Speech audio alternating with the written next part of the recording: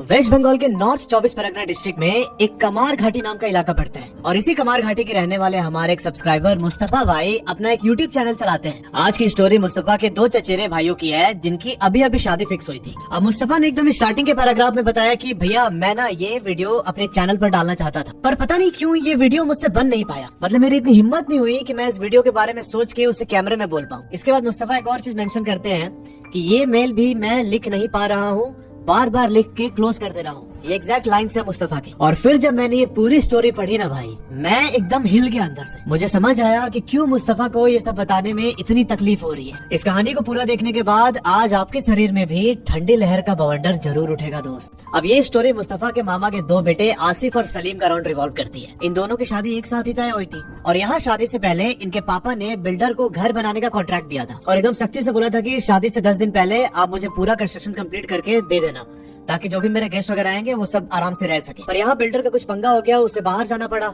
और इस चक्कर में इनका घर का काम अधूरा रह जाता। शादी में सिर्फ 20 दिन बचे थे और कोई चांस नहीं था कि इनका घर कंप्लीट करके दे दे वो बिल्डर। और इसी चीज को कोप अप करने के लिए इन लोगों ने डिसाइड किया कि यार हम एक घर रेंट कर लेते हैं 20-25 दिन के लिए। अब शादी बीत जाए कि बिल्डर अपना काम खत्म कर देगा, उसके बाद हम शिफ्ट हो जाएंगे अपने घर में। यहाँ जो घर इन्होंने रेंट किया था उसमें 2 कमरे और एक हॉल है। सलीम और आसिफ ये दोनों वहाँ पर शिफ्ट होने वाले थे। अब जो आसिफ का सामान पुराने घर में रखा हुआ था वो सामान इन लोगों ने नए घर में शिफ्ट कर दिया जो इन्होंने रेंट किया है। जो सलीम लड़का है वो छोटा भाई है आसिफ का और सलीम के शादी का सामान अभी आने में 1 वीक का टाइम लगने वाला था। इस चक्कर में सलीम अपने पुराने घर में ही अपने मम्मी पापा के साथ रहने लगा और आसिफ चूंकि उसका सामान यहाँ आ चुका था नए वाले फ्लैट में, तो ये अपने सामान के साथ इधर सोने लगा रात को। आई होप आपको पूरा अब इनका डेली रूटीन क्लियर हो गया होगा। बीच में इनके मम्मी पापा ने बोला भी आसिफ को कि यार ठीक है सामान पड़े रहने थे, लॉक करके आ जा, हमारे ही साथ सो, अकेले क्यों सोना तुझे उधर। इस पर आसिफ ने मना कर दिया कि पापा नया सामान है, इतना सारा, इतना महंगा महंगा सामान है, ऐसे छोड़ दूंगा घर चोरी का डर बना रहेगा, तो मुझे यहीं पर सोने दीजिए। घर वाले मान गए कि भाई ठीक है, बात में तो थोड़ी लॉजिक है, तो चलो इसको रात में यही सोने देते हैं। पर काश उन्होंने ऐसा ना किया होता यार। अब देखो पहले दिन आसिफ ने पूरी शिफ्टिंग की थी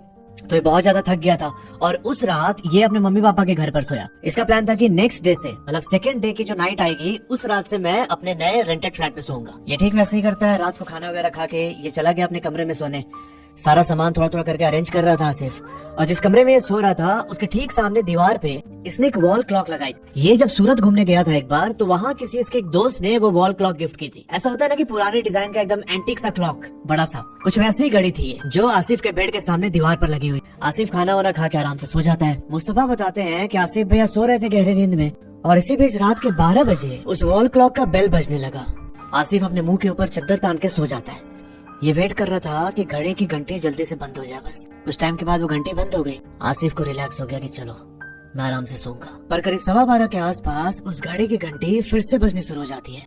आसिफ यहाँ पर एकदम इरिटेट हो गया। ये बेड से उठ के उस घड़ी को नीचे उतारता है और उसके बाद उसकी बैटरी निकाल के वापस दीवार पर टांग दी। पर भाई साहब कोई 1-1.5 मिनट के बाद ही वो घड़ी फिर से बजना स्टार्ट हो जाती है बिना किसी बैटरी के। अब इस बार जब घड़ी की घंटी बजी ना तब आसिफ के अंदर एकदम डर बैठ गया क्योंकि भाई इसने तो अभी बैटरी निकाली थी ना घड़ी की, कोई चांस ही नहीं था कि उस घड़ी का बेल बज जाए दोबारा। आसिफ जैसे तैसे कोशिश कर रहा था कि मुझे नींद आ जाए और मैं फिर सुबह उठ के भी देखूंगा क्या हो रहा है। पर उस घड़ी की घंटी हर 5 मिनट पर बजने लगी। जब ऐसे 5-6 बार हुआ तब आसिफ उठ के बैठ जाता है। इसे ये रियलाइज हो गया कि भाई ये कोई नॉर्मल एक्टिविटी नहीं है। आसिफ चुपचाप अपने बेड पर बैठ के घड़ी की तरफ देख रहा है कि भाई ये बिना बैटरी के आखिर बज कैसे रही है। और इसी बीच जो इसके रूम का दरवाजा था उस पर किसी ने नॉक किया जोर से। ये एकदम शिवर करने लगा। इसने अपनी गर्दन घुमाई दरवाजे की तरफ और भाई कुछ सेकंड के बाद ही इसने देखा कि दरवाजा लगा हुआ है और दरवाजे के साइड से कोई अपने दोनों हाथ घुसा के दरवाजे को बीच से फाड़ रहा है एकदम। ये कोई औरत थी और इसने अपना आधा शरीर दरवाजे से होते हुए कमरे के अंदर घुसा लिया था। उस औरत के फेस को देख के ऐसा लग रहा था कि किसी ने बड़े पत्थर से उसे कुचल दिया हो। बहुत बुरी तरीके से डैमेज था और उसके बाल चेहरे पर आ रहे थे। अब ये देख के आसिफ एकदम घबराते हुए चिल्लाता है कि कौन है तू, क्यों परेशान कर रही मुझे, चली जा यहाँ से। और फिर वो औरत बहुत ही डरावने तरीके से हंसने लगती। कुछ देर के बाद दोबारा आके वही चीजें रिपीट करती और ये सिलसिला रात के 12 बजे से सुबह 4:30 बजे तक चला। आसिफ रात भर सो नहीं पाया। इसने बेड पर बैठे बैठे पूरी रात गुजार दी। आसिफ बताते हैं कि सुबह 4:30 पौने 5 बजे के आसपास जब अजान शुरू होती है ना तब वो औरत मेरे सामने से गायब हो जाती। अब देखो ऐसा लगातार 3 दिन तक हुआ पर आसिफ भी इतना ढीठ कि इसने किसी को भी इसके बारे में बताया नहीं क्योंकि आसिफ के दिमाग में था कि यार अभी ऐसा हमारा घर भी नहीं बना है, हम इतने हड़बड़ी में यहाँ पे शिफ्ट हुए हैं, अभी मैं कुछ बता दूं तो पापा फिर डांटेंगे, बोलेंगे कि खाली कर दो।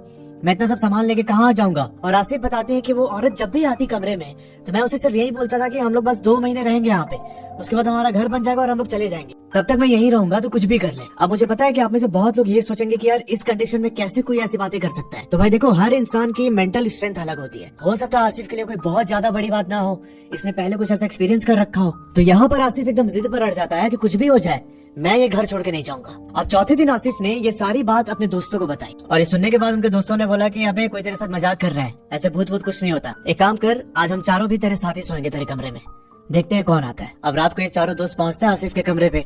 अब एग्जैक्ट 10 बजे आसिफ इनको बोलता है कि भाई देख, पिछले 3-4 दिनों से मैं सोया नहीं हूँ, तो मैं अब जा रहा हूँ सोने, और अगर कुछ होता है रात को तो तुम लोग अपने आप हैंडल कर लेना, मेरे को मत उठाना। अब रात के एग्जैक्ट 12 बजे इनके रूम के बाहर से उस औरत के हंसने की आवाज आने लगी। जो आसिफ के 4 दोस्त हैं ये सब उसे गाली देने लगे कि कौन है तू, और डैश पूरा गाली देके कि अभी हम तुझे बताते हैं, रुक। और अभी ये लोग गाली दे ही रहते हैं कि वो औरत वैसे ही दरवाजे को फाड़ते हुए अपना आधा शरीर अंदर करती है कमरे के। अब जैसे ही आसिफ के दोस्तों ने वो मंजर देखा, ये सब डर के मारे चिल्लाने लगे। अब उनके चिल्लाने की आवाज सुनकर आसिफ भी उठ जाता है। आसिफ के 3 दोस्त जो आसपास सामान रखा था कमरे के अंदर, उस सामान को उठा के औरत की तरफ फेंकने लगे। उसके बाद इन्होंने जाके एक साथ दरवाजा खोला और ये 3 दोस्त वहाँ से निकल के भाग गए बाहर। अब घर के बाहर निकलते जो गली आती है, उस गली में एक शंकर भगवान का मंदिर बना हुआ था। आसिफ का एक दोस्त अंधेरे में उसे कुछ दिखाई नहीं दे रहा था, ये जाके उस मंदिर से टकराया और उसके हाथ में मोच आ गई। अब इसके जो बाकी के 2 दोस्त भाग रहे थे वो वापस आते हैं और इस दोस्त को उठा के, जिसके हाथ में चोट लगी थी, इसे उठा के ये लोग घर ले गए। और जो आसिफ का घर था जहाँ पर वो औरत दिखाई दी इनको, वहाँ आसिफ के साथ उनका एक दोस्त अशोक रुक जाता है। बोलता है कि भाई मैं तेरे साथ रहूंगा, इनको जाने दे। अब इन्होंने देखा कि वो औरत इनके सामने खड़ी है। डर के मारे एकदम हालत खराब हो रही थी इनकी। इन दोनों ने उस औरत से पूछा कि तुझे क्या चाहिए। तब वो औरत बोलती है कि मुझे यहाँ पर झूला झूलना है, और ऐसा बोल के उसने घर के अंदर रस्सी रखी होती है, उस रस्सी से फांसी लगाई और फांसी लगा के लटक जाती। लटक के वैसे ही झूलने लगी और झूलते झूलते वो लगातार हंसे जा रही है। भाई साहब ये नजारा देख के इन दोनों का खून सूख जाता है एकदम। वो पूरे 4:30 बजे तक वैसे ही रूम के अंदर लटक के इनको टॉर्चर करते रही। फिर 4:30 बजे के आसपास जब अजान होती है तो वो औरत गायब। अब अगले दिन आशिफ और अशोक डिसाइड करते हैं कि भाई आज हम उस औरत की पिटाई करेंगे। रात के 12 बजे फिर से वो औरत आती है और इस बार इन लोगों ने अपने साथ रॉड रखा हुआ। ये लोग उस औरत को रॉड से मारने लगते हैं। वो औरत पहले इनके कमरे में ही भागने लगी। इन्होंने मारा उसे 2-3 बार रॉड से, तो वो बाहर निकल के हॉल की तरफ चली गई। हॉल में भी भगा के मारा इन लोगों ने। वो वॉशरूम में गई, उसके अंदर भी मारा।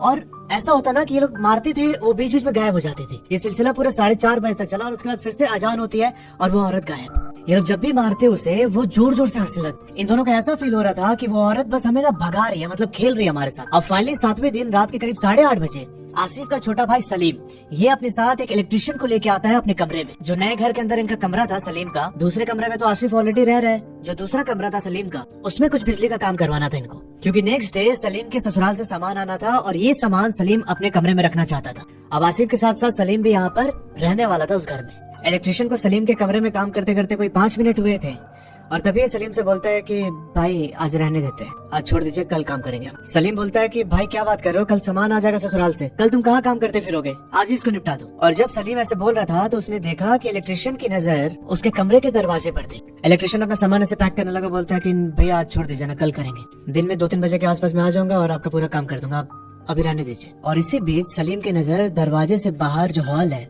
उस हॉल में पड़ती है। भाई साहब इसने देखा कि वही औरत हॉल के अंदर खड़े होके अपना गर्दन पूरा ऐसे राइट साइड की तरफ टिल्ट किए हुए इनकी ओर देख रही है। भाई ये दोनों डर के मारे चिल्लाते हुए घर से बाहर निकलते हैं और सीधा अपने पुराने घर पर पहुंचते हैं। इस समय वहाँ पर आसिफ भी था। सलीम पूछता आसिफ से कि भाई आप 6 दिनों से वहाँ रह रहे हैं, सब ठीक है ना। आसिफ यहाँ पर डर जाता है, इसे लगा कि यार क्या इन्होंने कुछ देख लिया, क्या इनको कुछ पता चल गया। वो सलीम से बोलता है हाँ भाई सब ठीक है, क्यों क्या हुआ। तब सलीम बोलता है नहीं कुछ नहीं, इलेक्ट्रिशियन ने बोला है कल दिन में आके काम करेगा, तो मैं कल से आपके ही साथ उस घर में सोऊंगा। इस पर आसिफ अपना गर्दन हिलाता है और खाना खाने के बाद वापस अपने इस नए रेंटेड घर में आ जाता है। अब जो यहाँ इसका दोस्त था अशोक, इसका तो डेली रूटीन बन गया था कि आसिफ के पास ही सोना है जब तक इसके छोटे भाई इसके साथ आके रहने नहीं लगते। उस रात भी अशोक और आसिफ वैसे लेटे हुए बेड पे। 12 बजे से वही कांड होता है, वो औरत अंदर आती है कमरे के। अब ये लोग पहले से प्रिपेयर थे, रॉड वगैरह लेके अपने साथ ही सोते थे। पर इस बार जब वो औरत कमरे के अंदर आई ना, तो जो इनका बेड था, इनके बेड को पकड़ के हवा में उठा के वो हंसने लगी बहुत जोर जोर से। इस बार ये लोग फिर से रॉड उठा के उस औरत को मारने लगते हैं और रात भर यही सब चलते रहा। सुबह 4:30 बजे अजान होती है और वो औरत गायब। अभी सुबह उठ के जो आसिफ लड़का था ये बोलता है कि मैं ऑफिस जा रहा हूँ। अशोक बोलता है कि यार रात को मेरी नींद पूरी नहीं हुई है, तो मैं ना थोड़ी देर सोऊंगा। आसिफ ऑफिस चला जाता है और अशोक चुपचाप कमरे में सो। सुबह 10 बजे अशोक की नींद खुलती है। अशोक वहाँ से उठकर सीधा आसिफ के घर पहुँचता है और इसने जाके आसिफ के जो भाई थे सलीम और उसके मम्मी पापा उनको सारी बात बता दी कि पिछले 6-7 दिन से हम उस घर में ऐसा ऐसा फेस कर रहे हैं, वो औरत आती है रोज रात को। ये बात सुन के इसके घर वाले एकदम शॉक। उन्होंने बोला कि तुम लोग इतने दिन से इस चीज को फेस कर रहे हो और आज आए तुम बताने। कल सलीम का सामान भी शिफ्ट होना है, अगर हमारे पास टाइम रहता तो हम और दूसरा घर देखते ना। अशोक चुपचाप उनके बात सुनने के बाद वापस अपने घर चला जाता है। अब यहाँ आसिफ अपने ऑफिस में काम कर रहा था। दोपहर के 2 बजते हैं और इसके फोन पर इनके छोटे भाई सलीम का कॉल आया। सलीम उधर से एकदम घबराते हुए बोलते हैं कि आसिफ भाई, वो अशोक है ना, वो ट्रेन से कट के मर गया है। ये सुन के भाई आसिफ के हाथ से फोन छूट गया। ये सीधा ऑफिस से निकल के अशोक के घर पर पहुंचता है। वहाँ देखता है कि उसकी कटी हुई लाश पड़ी हुई है। आसिफ वहाँ बैठ के एकदम फूट फूट कर रोने लगता है। अब अशोक के डेथ के बाद जैसे से टाइम बीत रहा था, आसिफ की मेंटल स्टेट एकदम खराब होने लगी थी। इसके घर वाले भी इससे बोलते हैं कि अशोक बच सकता था, अगर तूने पहले बता दिया होता तो हम दूसरा कमरा देखते। तब आसिफ बोलता है कि कैसे बता देता, इतना सारा सामान पड़ा हुआ है, काम का प्रेशर, और फिर उसके बाद शादी भी पास आ रही थी, कैसे बता देता मैं? मुझे लगा कि 2 महीने के बाद ही सिर्फ हम झेल लेंगे। अब यहाँ इनके फैमिली वालों ने सोचा कि एक काम करते हैं, हम सब लोग उस घर के अंदर चलते हैं। हम आसिफ और सलीम को ऐसा अकेले नहीं छोड़ सकते। पर सलीम यहाँ बहुत डर गया था। वो बोलता है कि मैं नहीं जाऊंगा, मैं सामान रख देता हूँ वहाँ पे और मैं अपने ही घर में रहूंगा। अच्छा, एक चीज और समझना, जो आसिफ और सलीम है, इनसे बड़ा भी इनका एक भाई है जिसकी शादी हो चुकी है। ये बोलता है अपने मम्मी पापा को कि एक काम कीजिए, मैं आपके साथ चलता हूँ, हम तीनों आज चल के आसिफ के कमरे में ही सोएंगे, देखते हैं क्या होता है। ये 3 लोग आसिफ के कमरे में आते हैं सोने के लिए। रात के 12 बजे से वही चीज होती है। वो औरत दरवाजा फाड़ के अपना आधा शरीर अंदर करती है पहले कमरे के। इस टाइम पर आसिफ के मम्मी पापा और बड़े भाई बेड में बैठे हुए हैं। उस औरत ने जैसे अपना शरीर अंदर किया, आसिफ की मम्मी कुरान की आयत पढ़ना स्टार्ट करती है। अब कुछ सेकंड के बाद वो औरत, जो दरवाजा का हिस्सा ऑलरेडी फट चुका था, उसमें से अपना पूरा शरीर आर पार करके कमरे के अंदर आ जाती। अंदर आके जो आसिफ की मम्मी थी उसकी तरफ देख के एक बहुत क्रीपी सी स्माइल देने लगी। फिर उसने वही काम किया, वो जो रस्सी लटक रहा था उसमें फांसी लगाया और वहीं झूलने लगा। आसिफ की मम्मी ने जो कुरान की आयत थी उसे और लाउडली पढ़ना स्टार्ट किया। पर ये सब लोग देख के शॉक हो जाते हैं कि उस औरत पे कोई असर ही नहीं हो रहा है। वो और जोर जोर से हंसती इनको देख के। ऐसा लग रहा था कि वो ना इनका मजाक उड़ा रही है कि तुम लोग कुछ भी नहीं कर सकते मेरा। अब यहाँ जो आसिफ के बड़े भाई थे वो सलीम को कॉल करते हैं कि काम कर, तेरे जितने भी दोस्त है ना उन सबको लेके आ जा घर में। इस समय रात के 2:30 बज रहे थे। सलीम अपने दोस्तों को लेकर घर के बाहर पहुंचता है और इसने घर को ऐसे पीटना चालू किया, पर उधर से कोई भी रिस्पॉन्स नहीं आ रहा था। इनकी भी हिम्मत नहीं हो रही थी कि हम उस कमरे से बाहर निकल के जाके मेन गेट खोले। तब सलीम और उसके दोस्तों ने जो घर का मेन दरवाजा था उसे तोड़ दिया। तोड़ के ये लोग हल्ला करते हुए अंदर गए और फिर जो आसिफ, उनके बड़े भाई और मम्मी पापा थे, उन सबको ये लोग बाहर निकालते हैं। इन लोगों ने डिसाइड किया कि अब इस घर में कोई नहीं रहेगा।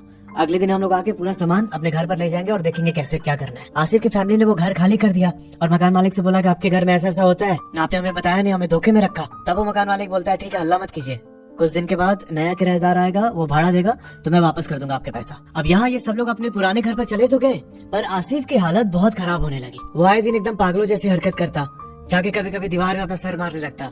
3-4 बार उसने सुसाइड भी अटेम्प्ट किया और उसकी फिजिक्स जो एकदम बॉडी बिल्डर जैसे थी वो एकदम सूख के खोखली हो चुकी है। खाना वाना भी छोड़ दिया था इसने। इसके परिवार वालों ने कई सारे मौलवी, आलिम, दुआ पढ़वाने वाले सबसे दिखवाया आसिफ को, पर कोई फायदा नहीं होता है। अब इसके फैमिली वाले आसिफ को कभी अकेले नहीं छोड़ते, हर वक्त कोई न कोई उस पर नजर रखे रहता था। अब कुछ टाइम के बाद उस घर में एक नया किराएदार आता है। उस घर के मकान मालिक ने आसिफ के पापा को फोन करके बोला कि आप आके अपना जो आपने पैसा दिया था वो ले जाइए। अब भाई आसिफ के पापा ने जैसे ही सुना कि नया किराएदार आया वहाँ पे, ये लोग जाके उनको आगाह करना चाहते। आसिफ के पापा और सलीम दोनों भागते हुए उस घर में पहुँचते हैं और उस किराएदार से बोलते हैं कि अगर आप लोग अपना जान बचाना चाहते हैं, सही सलामत रहना चाहते हैं, तो इस घर में एक दिन भी मत रहिएगा। उस किराएदार की फैमिली में हस्बैंड, वाइफ और उनका 9 साल का बच्चा था। उन्होंने आसिफ के पापा से बोला कि इतना बड़ा घर इतने सस्ते में कहाँ मिलेगा।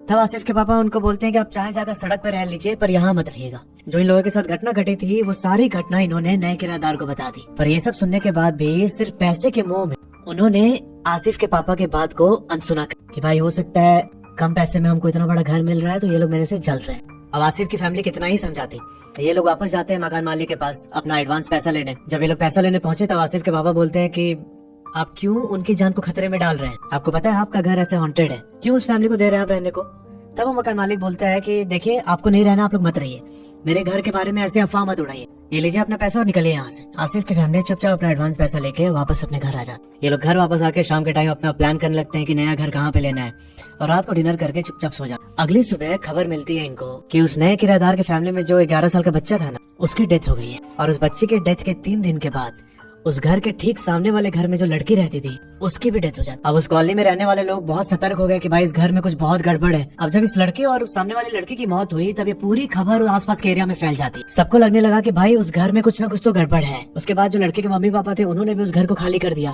और जो घर का मकान मालिक था उसको जाके लोग बोलने लगे कि आपका घर ऐसा ऐसा है, जो आता है उसके साथ ऐसी घटना घट जाती है। धीरे धीरे प्रेशर बिल्डअप होते गया और कोई 1.5 महीने के बाद उस मकान मालिक ने अपने घर को बेच दी। ये बेच के भाई फ्री हो जाता है कि अब मेरा कुछ लेना देना नहीं है इससे। अब जिन्होंने ये घर खरीदा था उनको भी इस बात का पता था कि ये घर गड़बड़ है। उनका प्लान था कि मैं इसे तुड़वा के पूजा वगैरह करा के और अच्छा सा कुछ दूसरा बिल्डिंग बनाऊंगा। घर खरीदने के बाद वो उसके तोड़ने का काम शुरू करते हैं और इसके लिए उन्होंने 8-10 मजदूर रख रखे थे। और इसी घर को तोड़ने के दौरान एक मजदूर घर के अंदर से भागता हुआ बाहर आता है। उसके चिल्लाने की आवाज सुन के बाकी पड़ोसी भी बाहर आ गए और बोलता है कि रामू उधर लटक रहा है, उधर कमरा के अंदर। और भाई ये सारे लोग जब कमरे के अंदर जाते हैं तो देखते हैं कि जो इनका एक साथी मजदूर था उसने अपने गले में फांसी लगा रखी उस सेम रूम में जिसमें आरिफ सोया करता था। अब ये बात पूरे इलाके में फैल गई भाई, बहुत हंगामा हुआ। और फिर इसे ठीक करने के लिए लोगों ने एक बहुत बड़े मौलाना को अप्रोच किया। अब वो मौलाना इनके कॉलोनी में आते हैं, बाहर खड़े होकर ये घर को देख रहे हैं और कुछ टाइम देखने के बाद ये घर के अंदर अकेले एंटर करते हैं। और भाई ये जैसे ही घर में घुसे ना, इनको किसी ने एकदम जोर से धक्का दिया और वो धक्का इतना तेज था कि ये उस घर से 8 फीट दूर जाके गिरते हैं।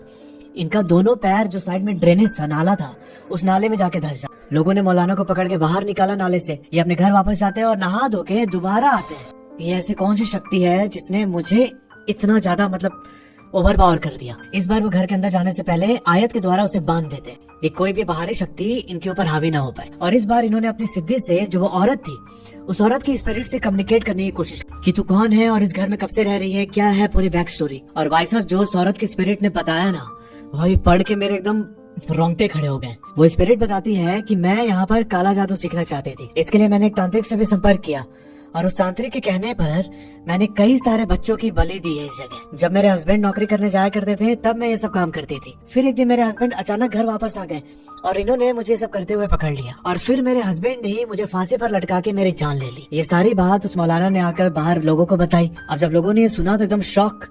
उन्होंने पूछा कि अब क्या करना चाहिए। तब वो मौलाना बोलते हैं कि ये जो जमीन है ना इस जगह की, ये अपवित्र। सबसे पहले तो यहाँ 10 फीट तक गड्ढा करके उस गड्ढे के अंदर से जो भी मिट्टी निकलेगी उस पूरी मिट्टी को उठा के किसी दूसरे जगह पर रखना पड़ेगा। अब मौलाना के सजेशन पे उस घर की खुदाई शुरू होती और भाई जब उस घर को खोदा गया ना तो उसके अंदर से कई सारे छोटे छोटे बच्चों के कंकाल मिले। मुस्तफा बताते हैं कि इस घटना से कई साल पहले तक हमारे जो दादी नानी थी वो बोलते रहती थी कि उस जगह से मत जाना, उस एरिया को रात में तो क्या तुम लोग दिन में भी क्रॉस मत करना, उधर भूत वूत रहता, आत्मा भटकते रहते। पर चूंकि ये लोग कई सालों से ये सब चीज सुनते आ रहे हैं तो इन्होंने इस चीज को बहुत लाइटली ले लिया कि यार ठीक है, कहने की बातें होंगी, इतने साल से ये लोग बोलते आ रहे हैं, उनको भी किसी ने बताया होगा और अभी ऐसा कुछ नहीं होता इस जगह पे। और इन सारे फैक्टर्स को नजरअंदाज करते हुए आसिफ और सलीम के फैमिली ने इस घर को चुन लिया। मुस्तफा बताते हैं कि हमें क्या पता था कि ये सब कुछ हमारी फैमिली के साथ हो जाएगा। उसके बाद मौलाना द्वारा उस जगह पर बहुत सारी पूजा की गई, पर आसिफ जो लड़का था ये पूरी तरीके से रिकवर नहीं हो पाया। कई दिनों तक वो औरत उसे दिखाई देती रही। उस औरत की स्पिरिट आसिफ के घर तक पहुंच चुकी थी। बाद में कई मौलवी फकीर से दिखाने के बाद फाइनली